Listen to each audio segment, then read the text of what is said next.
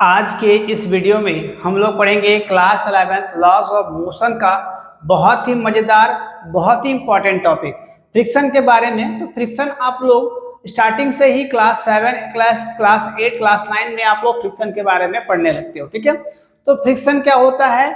तो फ्रिक्शन दो बॉडी के बीच में रिलेटिव मोशन को दर्शाता है। जैसे कि देखिए, कोई अगर एक प्लेन सरफेस है या रफ सरफेस है, किसी तरह का सरफेस है, उस पर एक बॉडी अगर मोशन करना चाहता है या फिर हम मोशन करवाना चाहते हैं, तो यहाँ पर हम इसको फोर्स लगाना होगा।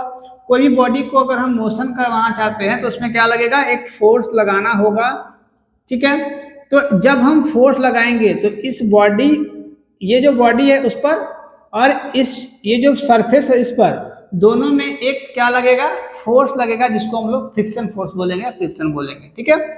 कि दोनों में क्या हो रहा है? रिलेटिव मोशन को ये क्या कर रहा है? डिनोट कर रहा है। कभी भी ये मोशन को नहीं, ये रिलेटिव मोशन को अपोज करता है। जैसे कि देखिए, ये बॉडी को हम आगे की ओर धकेलना चाह रहे हैं, मूव कराना चाह रहे हैं, लेकिन इसके अपोजिट क्या लग रहा है? फ्रिक्शन लग रहा है, ठीक है।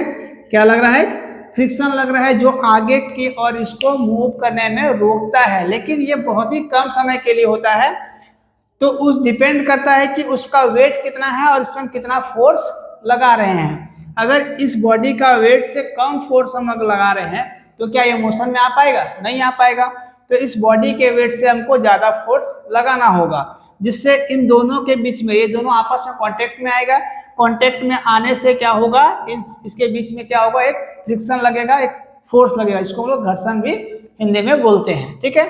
तो देखिए, यहाँ पर इसका डिफिनेशन करेंगे। We defined friction as an opposing force that comes into play when one body actually move over the surface of another body। एक अनदर बॉडी के सरफेस पर क्या होता है कि बॉडी जो होता है वो मोशन में आने का कोशिश करते रहता है, फिर मोशन में होता है।